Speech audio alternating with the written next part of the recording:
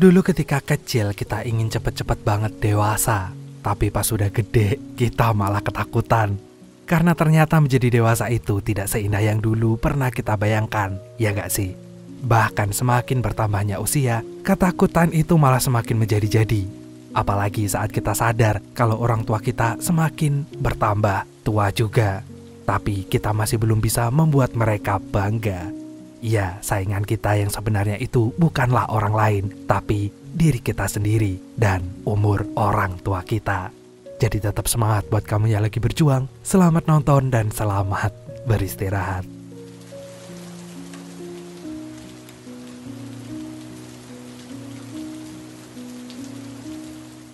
Pria ini namanya Jerman. Ia adalah seorang pengusaha super tajir melintir di negaranya. Ia memiliki 3 orang anak yang sama sekali gak ada satupun yang beres. Mereka adalah Javi, Barbara, dan juga Carlos.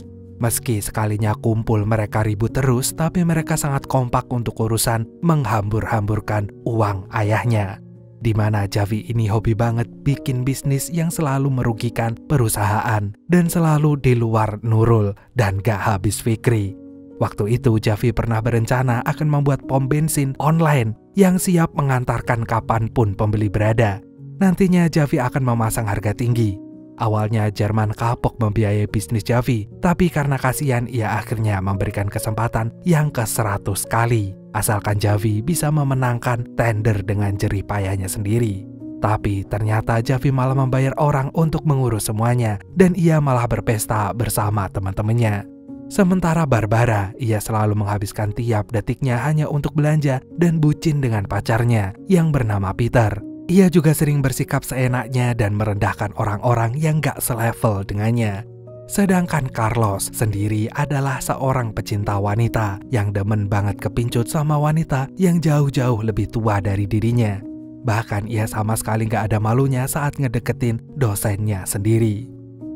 Suatu hari ketika Barbara sedang mengadakan pesta ulang tahun yang mewah di rumahnya, ia kemudian memanfaatkan kesempatan itu untuk mengenalkan Peter ke ayahnya, Jerman. Tanpa basa-basi, Peter pun langsung mengutarakan niatnya yang ingin meminang Barbara dalam waktu dekat ini.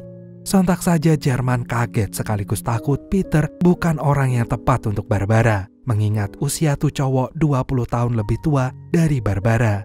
Dan pas tahu Peter hanyalah seorang pengangguran yang berharap kehidupan rumah tangganya nanti dimodalin oleh Jerman, tentu saja Jerman menentangnya.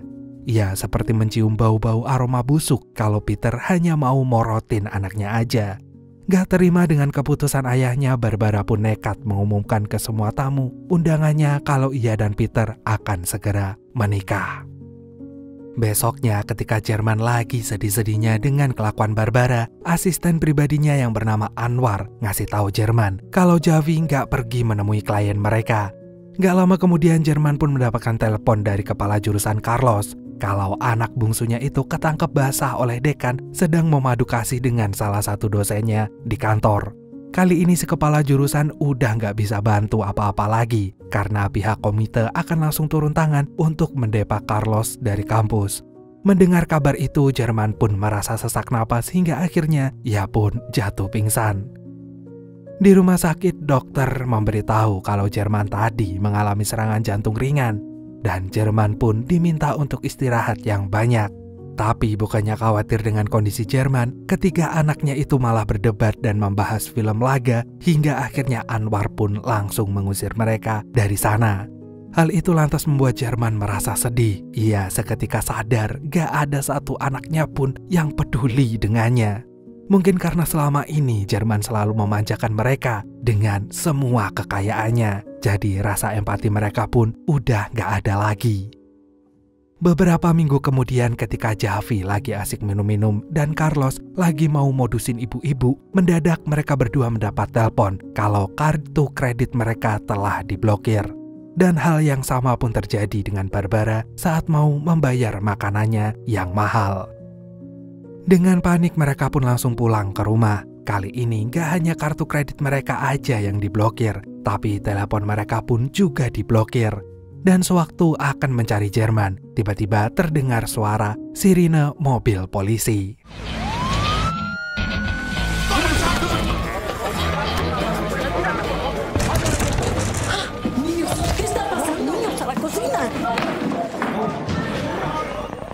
están llevando los coches en grúas.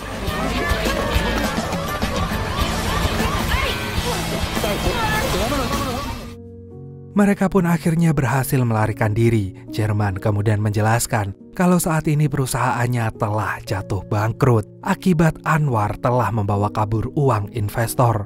Makanya rumahnya sekarang disita dan semua asetnya dibekukan. Tapi karena semua itu masih belum cukup, Jerman pun terancam akan dijebloskan ke penjara.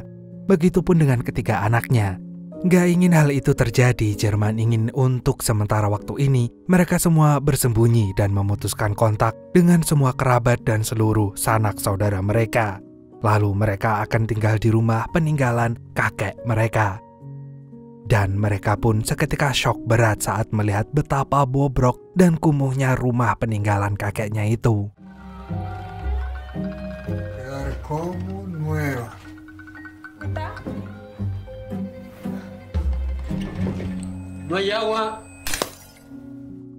Alhasil mereka pun menyalakan api unggun dan sewaktu anak-anaknya mau adu bacot lagi, Jerman segera mengingatkan kalau sekarang ia nggak punya uang sepeser pun. Mengingat selama ini Jerman udah banting tulang menghidupi mereka semua. Sekarang gantian mereka harus mencari uang sendiri. Karena gak ada lagi kata males-malesan di dalam hidup mereka sekarang. Esok paginya sambil memukul panci, Jerman pun berteriak membangunkan anak-anaknya. Dan mereka pun mulai bergerak mencari kerja. Dengan cepat Javi menemui teman-temannya yang selama ini selalu ia ajak untuk berfoya-foya menghabiskan duit ayahnya. Dengan cepat Javi meminta mereka segera menjalankan bisnis yang telah mereka rencanakan dengan cara meminta ayah dari salah satu temannya itu untuk mendanai bisnis mereka. Namun sayang temannya itu menolak mentah-mentah karena selama ini ia mengiyakan semua rencana bisnis Javi hanya untuk bersenang-senang menikmati kekayaan Javi. Lalu Javi mencoba melamar kerja di sebuah toko roti. Sayangnya si pemilik toko gak mau menerimanya. Karena belum apa-apa Javi udah minta gaji yang sama sekali gak ngotak. Sementara itu Carlos pun pergi ke bank. Ia di sana akan kerja sebagai teller bank berkat koneksi dari teman ayahnya. Bosnya kemudian memperingati Carlos untuk gak melakukan kesalahan sedikit pun. Karena kalau sampai itu terjadi, ia gak akan segan-segan memecat Carlos dari sana. Di sisi lain terlihat Barbara yang diam-diam sedang menelpon Peter di sebuah telepon umum. Tanpa pikir panjang ia pun menceritakan semuanya ke Peter dan dengan sangat terpaksa pernikahan mereka harus ditunda dulu. Lalu Barbara pun meminta Peter untuk meminjamkannya uang sekitar $6.000. Mendengar Peter terus berkelit-kelit, Barbara pun langsung menutup teleponnya. Ia tahu Peter gak akan mungkin meminjamkannya uang karena selama ini Peter hidup dari uang Barbara. Lalu Barbara pun mencoba melamar kerja di sebuah toko baju. Tapi pas tahu gajinya kecil banget dan ia alergi dengan barang KW, tanpa banyak mikir detik itu juga ia langsung angkat kaki dari sana. Malamnya Javi pun mengeluarkan uang $100 yang ia dapatkan dari hasil menjual kembali tiket film yang dibeli dengan kartu membernya.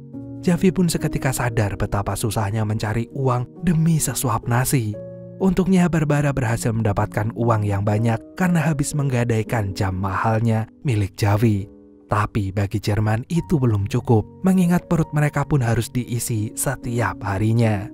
Gak lama kemudian datanglah pengasuh mereka yang bernama Margarita. Ia datang bersama dengan keponakannya yang bernama Lucho. Di situ Margarita membawakan baju dan perlengkapan mandi untuk ketiga bocah yang udah ia anggap seperti anaknya sendiri itu. Pas tahu Javi dan Barbara kesusahan mencari kerja, Margarita langsung meminta Lucho untuk membantu mereka. Karena di restoran tempatnya kerja membutuhkan seorang pelayan, Lucho pun menawarkannya ke Barbara. Sementara Javi, ia akan kerja sebagai sopir angkot.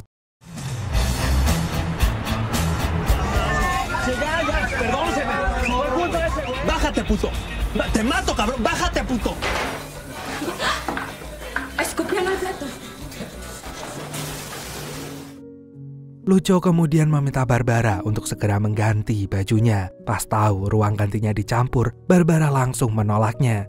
Dengan cepat, Lucho pun bilang ke Barbara kalau dia harus sadar diri. Sekarang ia bukan lagi seorang tuan putri. Jika memang Barbara nggak mau, ia bisa pergi sekarang. Tapi karena Barbara butuh uang, mau nggak mau ia pun segera mengganti bajunya. Selesai mengganti bajunya, Barbara mendadak merasa risih. Menurutnya baju itu terlalu seksi. Dengan isengnya Lucho bilang kalau seperti itulah gaya penampilan Barbara selama ini. Gak berselang lama, Barbara pun mulai bergerak menyajikan pesanan para pelanggan. Dan tiba-tiba ada pelanggan yang komplain tentang rasa masakannya yang kurang maknyus. Ia pun kemudian melimpahkan semua kesalahan itu ke Barbara. Merasa itu bukan tanggung jawabnya, Barbara pun langsung bodoh amat. Dan sewaktu mau menyajikan pesanan kembali, Barbara malah disoraki seisi restoran. Dan atas kejadian barusan si bos langsung menghukum Barbara, di mana selama seminggu ini Barbara harus belanja membeli bahan makanan bersama Lucho.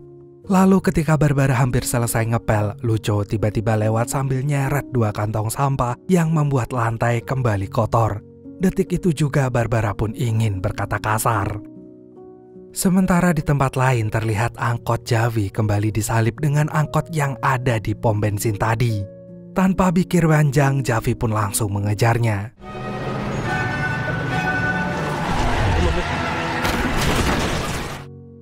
Sementara yang terjadi dengan Carlos, karena ia melakukan kesalahan, bosnya pun dengan cepat memecatnya. Dan sewaktu nyuruh Carlos untuk segera angkat kaki dari sana, si bosnya itu malah terkesima dengan kegantengan Carlos hingga akhirnya Carlos gak jadi dipecat.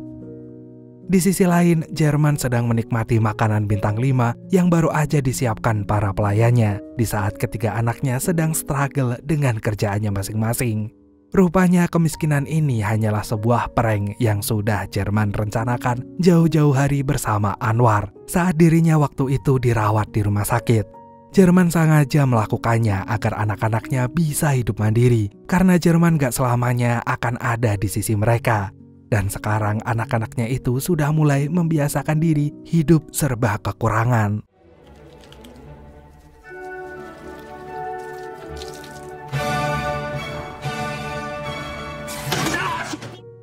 Bahkan Javi yang dulunya kerjaannya cuma bisa ngabisin duit Jerman, kini ia sudah bisa nyari uang sendiri. Ia selalu rutin menyetorkan uang hasil dari narik angkotnya itu ke Jerman untuk biaya hidup mereka sehari-hari. Malam harinya Javi mengeluh dengan menu makanannya yang sederhana. Mendengar itu Jerman hanya bisa bilang kalau Javi seharusnya bersyukur karena di luar sana masih banyak orang yang kelaparan dan gak bisa makan makanan yang layak seperti mereka sekarang. Kalau mau makan enak ya Javi harus menghasilkan uang yang lebih banyak lagi. Javi harus lebih bersemangat lagi narik angkotnya. Setelah mengatakan itu, Jerman pun beranjak ke kamar mandi dan ia pun shock berat saat melihat Barbara memuntahkan makanannya. Rupanya Barbara telah melakukan kebiasaan itu sejak 8 tahun yang lalu. Dan yang lebih mengagetkan lagi, Carlos ternyata telah mengetahuinya. Sontak saja amarah Jerman semakin meledak-ledak. Ia kemudian terus memarahi Barbara sampai akhirnya Barbara muak sendiri dan mengeluarkan segala unek-uneknya selama ini. Barbara merasa nggak ada gunanya kalau ia menceritakan masalahnya ke Jerman, karena Jerman pun selalu sibuk dengan kerjaannya, sampai-sampai nggak pernah ada waktu sedikit pun untuk anak-anaknya. Bahkan untuk bertemu dengan ayahnya sendiri, mereka harus janjian dulu dengan sekretaris ayahnya, seakan-akan hubungan ayah dan anak hanyalah sebuah formalitas. Besoknya saat hari masih gelap, Lucho dan Barbara pun harus sudah berangkat ke pasar. Di perjalanan, Lucho memberikan Barbara sepatu dan juga jaket. Ia kemudian meminta Barbara untuk nggak memasukkannya ke hati tentang kejadian kemarin, karena itu sudah semacam tradisi di restorannya untuk menyambut para pelayan baru. Sesampainya di pasar, Lucho dan Barbara mulai berkeliling mencari bahan masakan. Dan di momen itulah Barbara baru tahu kalau ayahnya pernah meminjamkan Lucho uang agar Lucho bisa membuka toko kaset bajakan. Setelah berhasil mengumpulkan uang, Lucho membeli angkot yang saat ini dipakai oleh Javi untuk narik penumpang. Ya begitulah caranya Lucho untuk terus bertahan hidup di dunia yang kejam ini. Karena kalau dirinya lembek, dunialah yang akan keras dengan dirinya. Selesai belanja, Lucho ngajak Barbara mencoba makanan yang ada di pasar. Dan siapa sangka ternyata Barbara sangat doyan dengan masakan itu.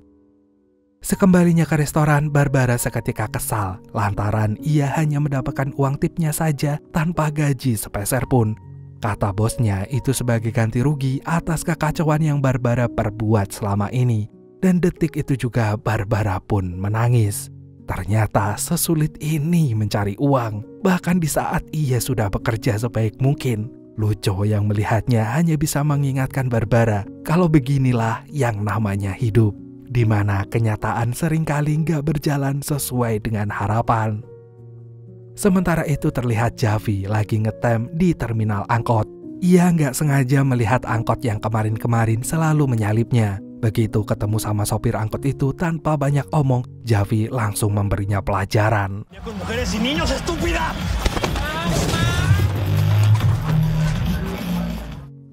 Namun pas tahu tuh sopir baca buku favoritnya juga, mereka pun akhirnya berdamai. Sopir itu mulai mengenalkan dirinya kalau ia adalah Octav.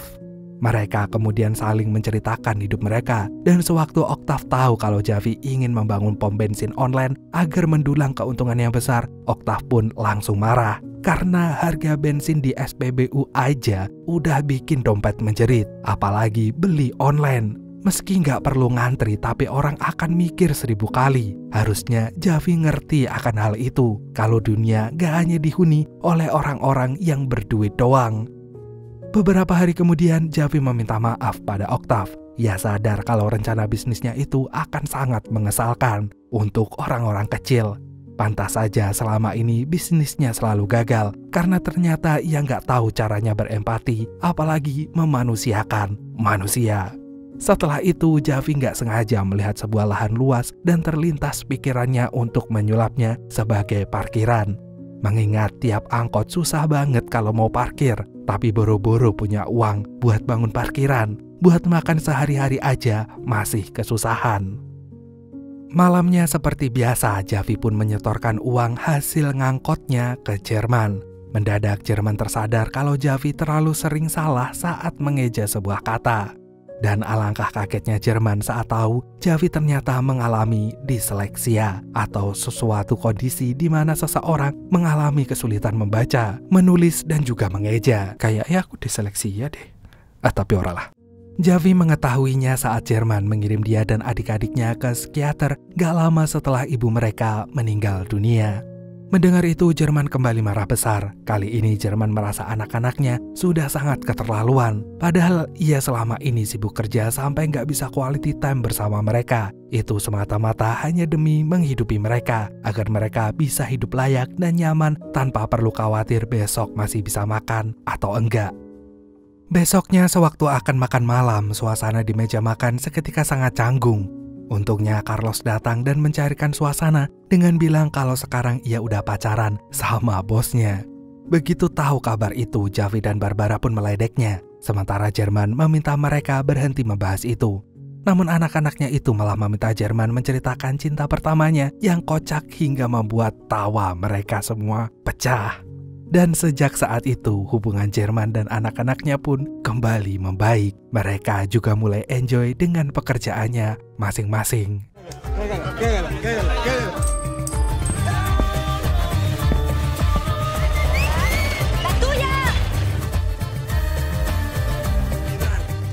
¡Felicidades! ¡Música! ¡Atención! El que pide atención.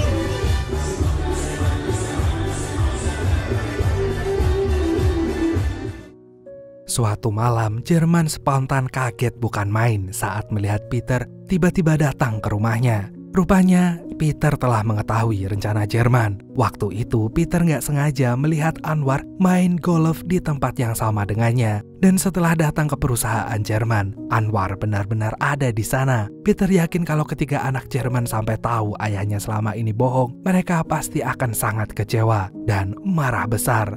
Dan untuk mencegah hal itu, Peter akan tutup mulut asalkan Jerman merestui hubungannya dengan Barbara dan memberinya sedikit warisan. Bersamaan dengan itu, Barbara, Javi, dan juga Carlos pun pulang. Peter kemudian langsung memberitahu mereka bahwa ia sudah meyakinkan pamannya untuk menggunakan properti mereka sebagai jaminan untuk menutupi hutang perusahaan Jerman. Dan itu artinya sekarang mereka bisa kembali ke kehidupan mereka dulu sebagai anak seorang sultan kaya raya. Dan sewaktu akan meninggalkan rumah mendiang kakeknya, mendadak Lucho pun muncul. Dengan berat hati, Barbara pamitan. Sesampainya ke rumah gedongan mereka pun langsung kegirangan. Keesokan harinya Barbara terlihat sedang fitting baju untuk pernikahannya. Tapi di situ pikirannya hanya tertuju pada Lucio. Temannya yang mengetahuinya langsung meminta Barbara untuk fokus dengan pernikahan yang sebentar lagi. Bagaimanapun juga Peter lah yang membawanya kembali. Lagian gak mungkin kan Barbara mau menghabiskan sepanjang hidupnya bersama Lucio yang jelas-jelas gak level dengan dirinya. Sementara itu Jerman dengan sangat terpaksa menandatangani perjanjian kalau Peter bisa mendapatkan sedikit warisan apabila Peter sudah menikah dengan Barbara. Dan beberapa saat kemudian, Jerman curhat ke Margarita kalau ia terpaksa pura-pura bangkrut karena ingin memberikan anak-anaknya pelajaran tentang hidup yang sesungguhnya. Tapi bagi Margarita seharusnya Jerman sejak awal jujur aja dengan anak-anaknya. Karena sebenarnya mereka nggak selemah yang Jerman pikirkan. Ia lalu menyarankan Jerman agar segera minta maaf sebelum semuanya terlambat. Margarita pun mengerti niat Jerman yang baik. Tapi namanya kebohongan tetaplah kebohongan yang akan tetap meninggalkan luka. Di sisi lain terlihat Peter sedang memberikan kejutan melamar Barbara. Setelah Barbara menerima lamarannya, saat itu juga Peter mengajak Barbara ke KUA. Di waktu yang bersamaan, Jerman pun memutuskan akan jujur dengan anak-anaknya. Ia kemudian menelpon satu persatu anak-anaknya, dan pas tiba nelpon giliran Barbara, ternyata Peter yang mengangkat. Khawatir anaknya kenapa-kenapa, Jerman pun langsung nyari tahu keberadaan Barbara dengan bertanya ke teman Barbara, karena saat ini HP Barbara mati. Dan pas tahu Peter ngajak Barbara ke KUA, Jerman pun langsung panik dan segera pergi nyusul ke KUA. Es el coche de Peter aquí. Disculpe. Fondo a la derecha. ¿Qué es matrimonios, verdad? Sí, aquí es. ¿Alguien de apellido noble? Una institución. ¡Misiática! No puedo.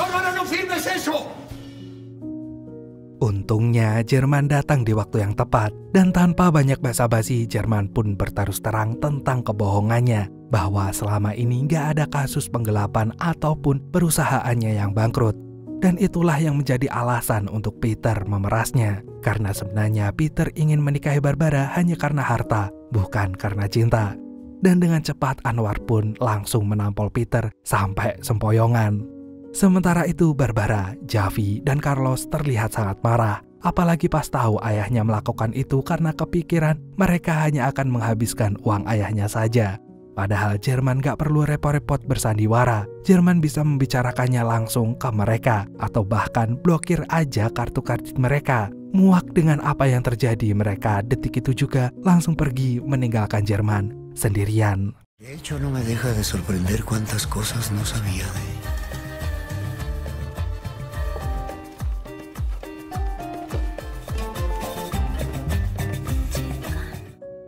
Sementara itu Javi, Barbara, dan Carlos memutuskan untuk kembali ke rumah mendiang kakek mereka.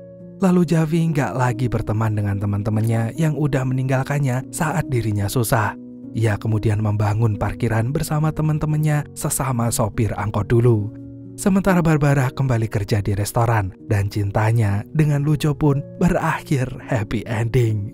Lalu Carlos sendiri sudah memiliki kekasih yang seumuran dengannya. Sementara yang terjadi dengan Peter, ia tentu saja dijebloskan dalam penjara. Di hari ulang tahunnya Barbara, Jerman datang sambil memberikan sebaket bunga kesukaan putrinya itu. Dan dengan segenap hatinya, Jerman minta maaf atas apa yang terjadi selama ini. Maaf karena sudah berbohong, maaf karena gak pernah ada untuk anak-anaknya, sampai ia melewatkan banyak momen penting dalam hidup anak-anaknya sendiri. Padahal ia hanya ingin memberikan pelajaran pada anak-anaknya, tapi malah merekalah yang mengajarkan Jerman banyak hal. Dan pada akhirnya anak-anaknya itu telah memaafkan Jerman dan mereka pun kembali berkumpul bersama lagi. Maybe it's something in the water, or maybe we just hit the end of the road. Right now it doesn't even matter. It's too late not to let it go. And that's why I wish you the best and say goodbye. You start to get dressed and then we cry.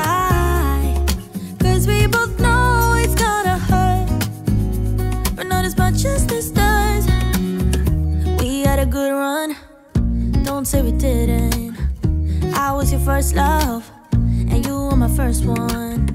Cheers to all the memories, the venom and the remedies, yeah. Promise I won't forget.